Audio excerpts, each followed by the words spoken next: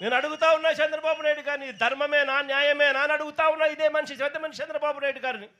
మత్స్యకారుల కోసం ఫిషింగ్ హార్బర్లు జగన్ నిర్మిస్తే నువ్వు చేస్తా ఉన్నది ఏందయ్యా? దీన్ని కూడా దోచుకునే కార్యక్రమం చేస్తా ఉన్నావు ప్రైవేట్ వాళ్ళకి ఇచ్చి.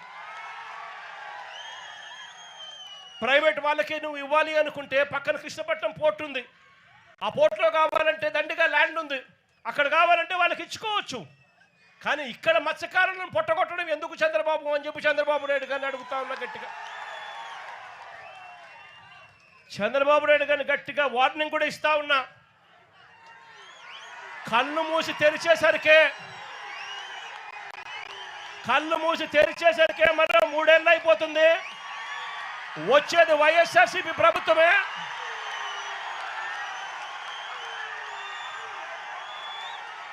ఈ ప్రైవేట్ డిఫెన్స్ కంపెనీని ఇక్కడి నుంచి షిఫ్ట్ చేస్తారని చెప్పి కూడా చెప్తా ఉన్నాం.